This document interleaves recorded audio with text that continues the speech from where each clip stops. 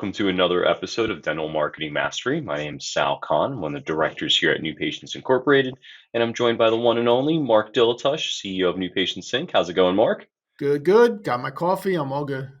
Excellent. You just wrapped up your fishing season too, right? Well, that's not happy. That's sad. We'll Yeah, never I bring know. that up to a fisherman. That's terrible. Now I got to wait 5 months. So No. yeah, but it just wrapped up. I have to wrap up my boat too.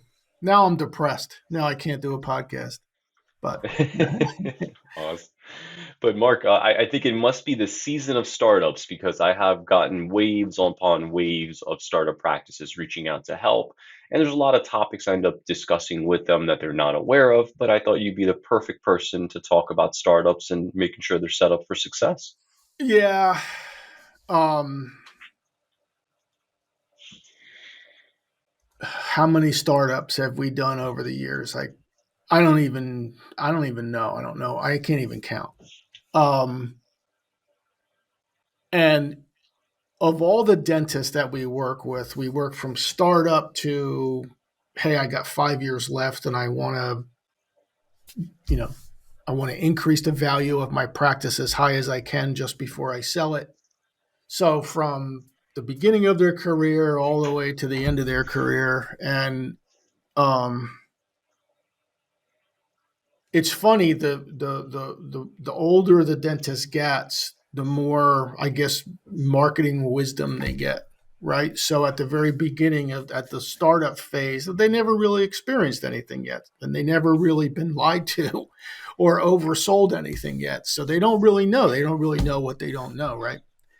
Um, and we get referrals from startup consultants. There's most of them are dentists, but there's dentists out there who kind of found a niche in helping startup practices, and and it's and we get referrals by quite a few, and these are all people that I've spoken to. Um, we don't get referrals from startup consultants that I haven't spoken to. So, um, and the ones that I haven't spoken to don't really understand. They may have opened their own practice at some point in their career, in their market, with their skills, with their budget.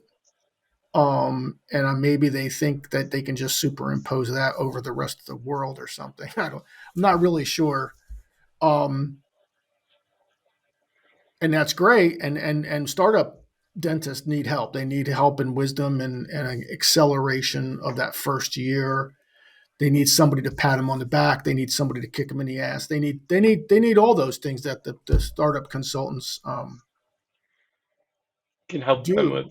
Yeah, Yeah. yeah, yeah. And I'm not, believe me, I'm not bashing, startup consultants. Well, what I'm trying to do is trying to bridge this gap between on marketing, between what some of them are telling their clients and reality, right? So um and you and It's not I like have had these conversations with these startup consultants, and some of them went great, and they were like, "Oh my God, I had no idea. Thank you so much, and I'm going to be able to guide my clients further this way," and blah blah blah.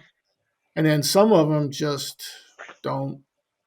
I don't know. They don't want to get it. I guess they have a formula and they follow the formula because it worked with them once. Anyway, um, where they fall where they fall off is cost of patient acquisition. Okay, because a startup consultant, and we've had this happen, I don't know, probably a half a dozen times in the last year. We'll get a dentist who calls us and they were referred by Bob Smith. He's a startup consultant. And we get down in the conversation, that's great. Where are you going to open up your practice? Do you have a location? We do all the work necessary to analyze the market they're going to serve and all this stuff. And we run all the numbers and crunch everything. And it comes down to that Bob, the startup consultant, told them they should budget $10,000 in their first year for marketing. And really? $10,000. So let's just do math, right? So if I put 100 startup dentists in a room and I ask the following question: how many of you would like to have a 30-hour work week at the end of the first 12 months of your ownership of your practice? Every dentist, all 100 All dentists the would hands are raise their, going up. all the hands were going up. I want a 30-hour, whatever, 32-hour a week practice at the end of my first 12 months.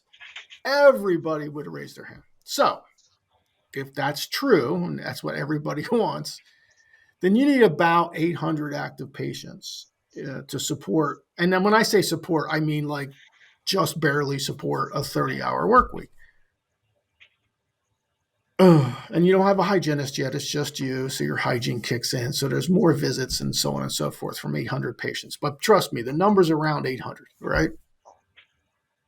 So if you need 800 patients and you're only budgeting $10,000 for your first year's marketing, then what is that, $80 acquisition cost, Sal? Is that what that comes to? Yeah, just about. I don't know any No, it's markets in not this. even that. What Yeah. is it? It's if it was $100, it would be, yeah, it's not even close, right? So the acquisition costs, or the anticipated or the projected acquisition costs of a new patient are grossly low. They're just ridiculous. They're so low that they're unachievable. And there's no market in the United States where you can demonstrate an $80 to $100 acquisition cost for a good solid new patient. It just doesn't exist anywhere.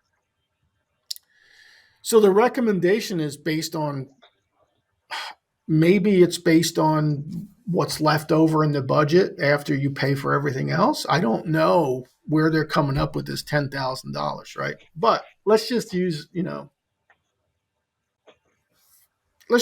realistic numbers. It costs, you get, bring your calculator up, Sal, Hmm. please. So last week, because we run the acquisition numbers nationwide for all of our clients on a weekly basis when we have our KPI meetings. And I think last week it was like 217. So type in 217 times 800. What This number is is that? 173,600. $173,600. So if you want, remember, the whole room is filled with 100 startup dentists. And the question was, do you want a full schedule by the end of year one? And everybody raised their hands. So if you want a full schedule equals about 800 active patients. You may need a little few more than that, maybe a little less, depending on how involved the work you're doing is. But let's say 800. And the average acquisition cost is $217 nationwide. What was the number again, Sal? $173,000? Yeah. Yeah, $173,000. So the statistical reality is $173,000. The recommendation is 10. Okay. And I'm sure somewhere in there is this thing called hope. I'm sure your consultant hopes that's enough for you. I'm sure you hope that's enough for you. Okay. We're telling you it's not even close. We're telling you you have to adjust your expectations. And when we say 27, I think it was 217. Yeah, and that's in an average market, an average US, hundreds of clients, all markets through the US, average acquisition cost. So the next question that comes to mind from most dentists is, well, can I drive my acquisition cost down? Absolutely. And that's something that your startup consultant can help you with. Of the successful startups that we've done over the last 30 years, the most successful startups, the ones that got to the finish line at the end of the first year and had a full schedule, didn't necessarily rely solely on the marketing we did. Like, they were People, they were dentists who would walk up to you in line, pay for your coffee in the morning in the convenience store, shake your hand, and introduce themselves as Dr. Smith. I've got my dental practice right down the street. These are people who are outgoing, people who don't mind, you know, um, interacting with all the people in the community, going out and talking to the local businesses to see if they can offer, dental benefits at lunchtime, so their employees don't have to take off work to get their take to take care of their oral health. So there's a million different things that you can do as a dentist that doesn't cost, other than sweat equity, doesn't cost anything. It's just you going out there and making sure that everybody you come in contact with, including your social circle, including your circle of influence, knows that you're a dentist, knows that you're opening a practice, and knows where that practice is going to be, and invite people to come to your Check out practice. the practice, yeah. Right. There's a lot of dentists who are shy and they don't want to do that. Well, if you don't want to do that, it's 217 a new patient, okay? Because you still want to have a full practice at the end of the first year. Here's another way you can gain new patients. And in a lot of markets, we do this, or we recommend you do this. Insurance. You know us as the marketing firm, the fee-for-service marketing firm, right? You've heard me rail about it, Sal rail about it. How many books have we written? We have what is it, 6 or 7 Hours of CE for the fee for service hours of course. CE and the fee-for-service courses at MPI Education. I can't tell you how much effort we've put into educating dentistry on the value of getting rid of insurance. So it's kind of maybe odd that you won't hear Mark say, hey, try insurance. But as a startup, if you want 800 new patients in 12 months, and insurance companies are willing to stick you on a list in hopes that somebody will see your name and that you're close in proximity to them or what have you, and they choose you off of the insurance company website or their little handbook that they get in January, you're going to get some new patients from there. Great. They don't cost you 217. You're going to pay every time you treat them in reduced fees, but there's no 217 initial outlay, right? You may actually get half of your 800 new patients just because you're on, let's say, the best 3 insurance plans in your general area. And in order to find that out, you just have to take an office manager out to lunch. She will know instantly who the most prevalent insurance companies are in your neck of the woods. So you can sign up for, let's say, 3 of the most prominent dental insurance plans in the area, and that's going to start to attract some new patients to your practice. That'll help. So let's say that gets 400 of the 800. Let's just say. So now your budget doesn't have to be 173. Now it can be like 85 for your first year, right? Yeah. Yeah. Okay. So 85, what can I do with 85 grand in my first year? Well, you can absolutely get your website going, get your SEO going. You can set up your Google ad campaign. You can all have an offline campaign. You can plaster an entire market with 85 grand, right? Yeah, that's a Probably robust budget to help them really penetrate their market, connect with the quality patients. right. And you can, um, connect everything to a really robust call tracking system. You can make sure your staff on day 1 or day 2 knows how to answer the phone properly and answer those questions properly. Like, you can take care of all kinds of things that most dental offices struggle with. As a startup, you can take care of all of them in your first year with that budget level. Now, before you think, oh, Mark just wants me to spend more money because I'm going to spend it with MPI. No, honestly, it doesn't matter to me, because if out of $85,000 budget, 80,000 of it is hitting the streets, not doesn't benefit my company. It's just No. that's what it costs to advertise on Google, it's mail, whatever you're spending your money on. That's where the money's going. It's not going to Mark and Sal, right? So, I'd love it if you had $100,000 budget. We could do more. We can get you your 800 patients in 9 months instead of 12 and make you happier. Okay. But what we can't do is we can't take a recommendation of 10,000 in your first year and do anything significant with it. I don't think like you could build a website, you could do And then your WPO. SEO is still going to take time, right, The to SEO build is as going your to take brand new time. You're not practice. going to like nobody flips a switch on SEO and goes, "Wow, I got 100 patients." Nobody does that. Like if somebody's telling you they do that, they're lying to you. It's impossible to do. And your average acquisition cost is going to be 217 anyway, and you know that going in. So what are you doing with 10 grand? I don't even know what you would do. What would you do with 10 grand, Sal? Like I a do website website would SEO be, yeah, and website reviews, SEO, maybe having some like a review business platform. handouts, Yeah. referral, but yeah, referral brochures maybe, but they don't have any patients. So who are you going to refer? Well, who are you going to entice to refer when you're sitting there by yourself, right? Yeah. And you'll So be able to scratch Google ads with that type of budget that's left over after doing no, SEO. no.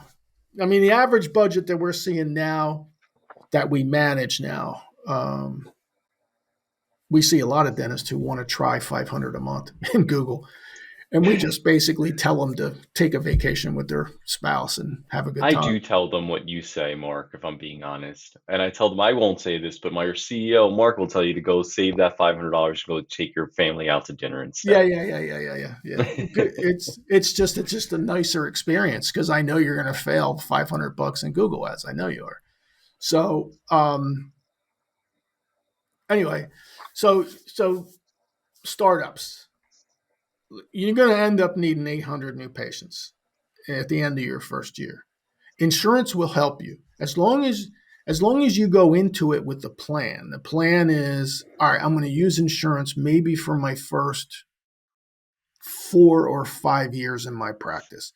I'm going to build it up, use it to promote my practice, build my practice up to maybe 2,000 active charts.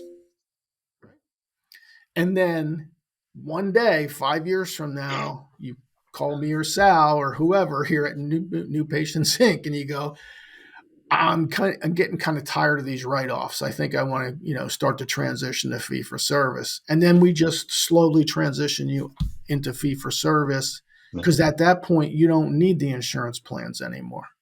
no. At the beginning, when you're a startup, you do. I mean, Yeah, in most markets you do. There's still some markets. Every once in a while, we find a market where we're like, wow, these guys can go straight fee for service in a startup, right? But that's kind of rare, right, Sal? That's like, that's few and far between, and you have to yeah, have a pretty aggressive marketing budget to be able to do yes, so because you're not yes, allowing that faucet from insurance companies to come in for new patients, right? So yeah, you have to go out there and compete from an online, offline perspective. yeah, and um, look, I use this analogy, for shock value, I guess, purposely. You know, is there a way to make marketing cheaper? And my answer is yes, doctor, there is. You can, if you go to McDonald's and you get a breakfast sandwich, take a stack of their napkins, put it in your bag, go out to your car, get a Sharpie, write free dentistry and your phone number on it, and just hand those out. You will get 800 new patients to get free dentistry from you. So can you make marketing cheaper? Yes, you can, but be very careful what you ask for because most of the time, the cheaper the marketing, the greater the deal, the lower the average revenue per patient, and you end up with maybe more bodies in your schedule and in your chair at a lower cost, maybe, but the revenue doesn't pull through. And then you end up chasing them for recall, and they end up going to the next dentist with the next best deal next time, right? Yeah. So, and then that becomes this other gerbil circular cage that you have to run on until you figure that out. So there's always a way to lower marketing costs, but you have to balance lower marketing costs with revenue gain. It's never a good idea just to focus on cost, because you can always get down to the McDonald's and the napkin analogy that I use with everybody. You don't need a marketing company to do that. You need 1973 Gremlin and a breakfast sandwich, and just grab some and a Sharpie. Cost you $7, right? Yeah. So you can get new patients yourself. You can get new patients that way. Um, it But you also have just to be careful with that offer, right, Mark? Because if quality patients see you blasting an area with like free dentistry, you risk yourself branding yourself as a deals dentist to the And now quality your patients. average acquisition cost 5 years from now is 450, not 217, Why is because that? because you just branded yourself the deals dentist, and now you have to rebrand yourself, and that's going to take a lot longer and a lot more money.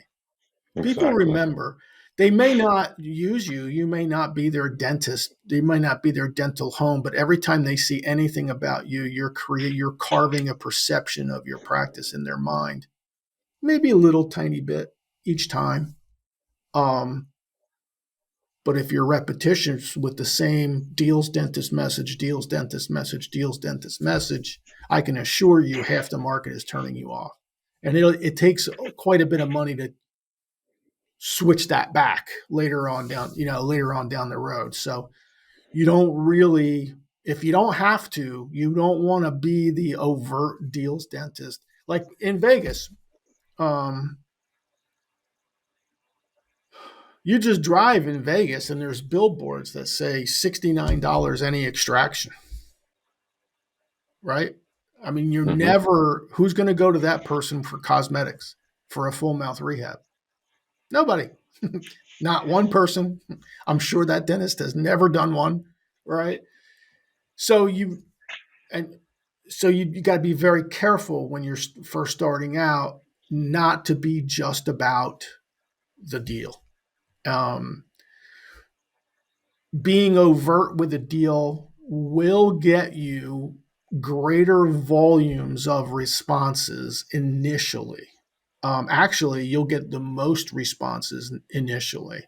And what happens is as you run out of moms who will respond to that messaging, you end up spending the same amount of money for less and less and less and less response. So you have to kind of be careful with that type of messaging from that aspect too. Because with marketing, you don't ever really want to spend the same or more and get less. What you want to do is spend about the same and get the same, because then it's consistent, right? If you know you're going to get 10 new patients a month that each Hmm. bring in 2,000 in their first year, that's a $20,000 is coming through your front door. And if you spend whatever, 2,500 bucks, $3,000 on your marketing, that's a good initial ROI. And and if that's the same for the rest of your career, God bless America. You're good. You probably will be retired in 25 years of practice. So, what you're really looking for is consistency, not necessarily the cheapest, not necessarily the thing that gets you the most calls or the most new patients. You really have to keep an eye on the quality, because if you don't, those people um, will just increase your admin expense on the back end when you're trying to chase them down for recare, and they don't respond, and you keep chasing them and chasing them and chasing them and chasing them, and you never see them again because they went to the next dentist. So Yeah. anyway, And more. startup consulting.